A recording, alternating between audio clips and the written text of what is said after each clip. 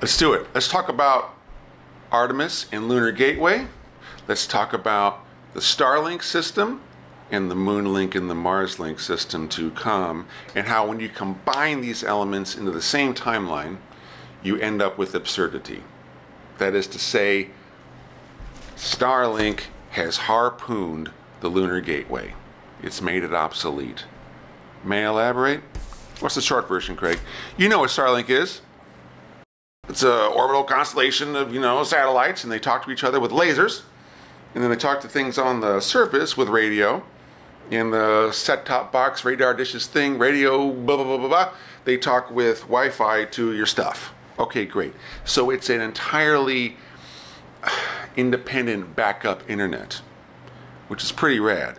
And it's high throughput, so you can do HD video, and it's low latency, so that you can do real-time video game playing, which means you can do real-time tele-operation of machinery. Aha! Now, for use on Earth, it's a surface-to-surface thing. Surface point like you and me to surface point like you and me. And if it's used on the Moon and on Mars, well, it's the same thing. It can be used surface-to-surface, but also, this is so crucial, it can also be used for surface-to-orbit communication, and that is going to make all the difference, because what we're talking about is this great arbitrage play. What it means is you can have people in space stations, which are so much cheaper and safer to get to and from, teleoperating via Marslink or Moonlink connections, machinery, rovers, bulldozers, welders, and whatevers that have been placed on the Moon's or Mars's surface in a one-way, irretrievable fashion, which is so much cheaper than putting anything on the Moon and needing to get it back. So we're talking about taking cheaper and safer, combining it with cheaper, and you get a result that's extremely, extremely powerful, to the point that it makes the Artemis program obsolete and in desperate need of refactoring. Will this happen in reality? I don't know, but if we can make a stink about this now, maybe we can salvage something. Now, Lunar Gateway is part of Lunar Gateway is part of the Artemis program. The Artemis program is part of the Constellation program, which was drawn up in the early 2000s for President G.W. Bush.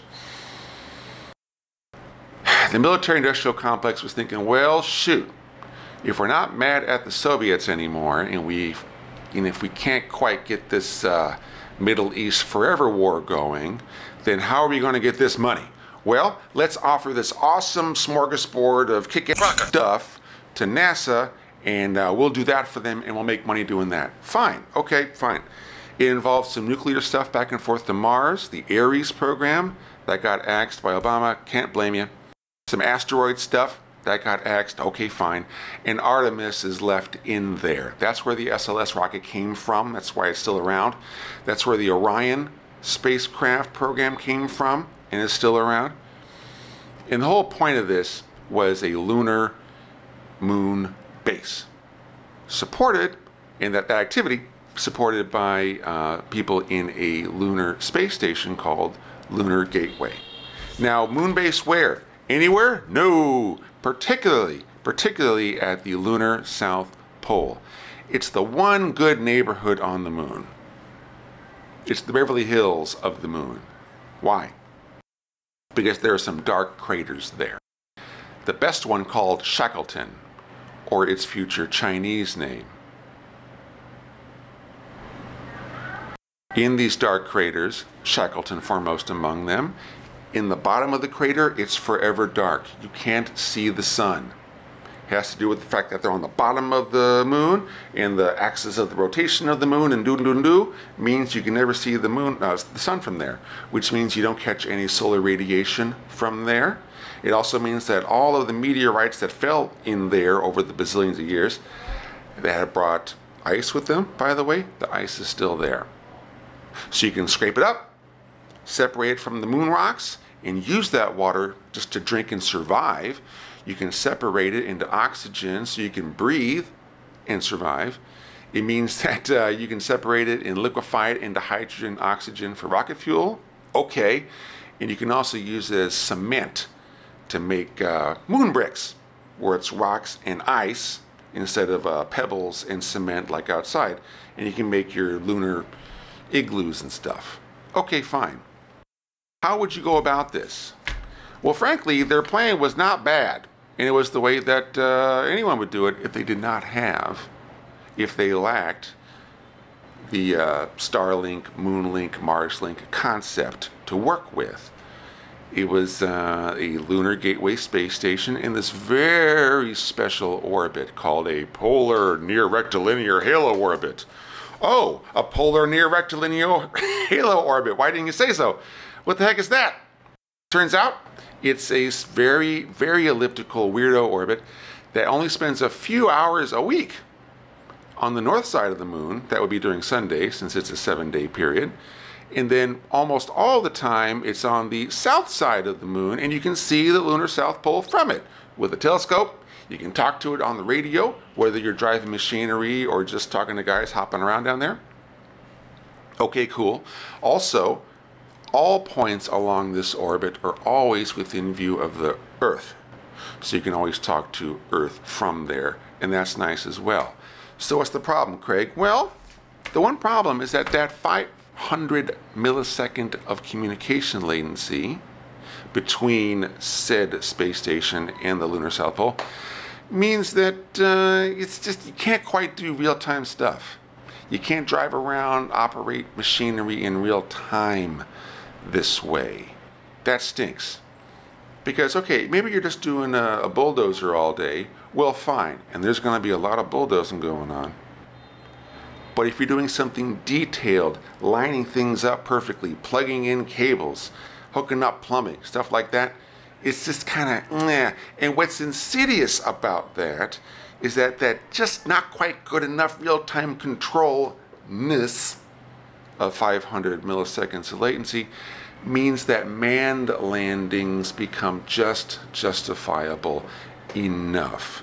Well, we got all the stuff laid out, but we're going to send down Bobby and Jerome, and they can plug it all in, and they'll be there in 6 months. You see, it's just sellable enough. So if you're the military-industrial complex, it's a great way to make some money, but if you want to actually get work done there, it stinks. If only there were a way to get that 500 milliseconds of latency between the space station and the surface down to 50 or so. If only. Well, do I have a deal for you? Enter Moonlink or Marslink. It's all analogous, which is just an application of Starlink stuff to the moon or Mars, respectively. That's it. You'd have to add some radiation hardening. Okay, probably also a GPS-like function. That'd be handy, wouldn't it? And you know those Starlink guys are up to it. And now you have this new communication intermediary that is actually, oddly enough, faster than line of sight. Isn't that weird? You can see it in your head, but here's a little drawing just to finish it up. You're still 3,000 milliseconds of latency between the Earth and this moon system, but between your lunar space station, which is in any orbit now, polar or equatorial, no one cares, because you're not stopping there on the way to the moon anymore. You're only putting people there and bringing them back, because all of the work you're doing on the moon's surface is being done through tele-operation. All the machinery on the surface, that's being delivered one way. You don't need to stop at the Lunar Gateway anymore. So it's not a gateway anymore. It's a hotel, it's an operations center, it's a control room. That's all it is. That's it. And you get 24/7 real-time control of your assets on the surface. You can drive them all day long doing all this cool stuff from the relative safety of the space station. And this is just as applicable to Mars work, guys. And that's it. If what you want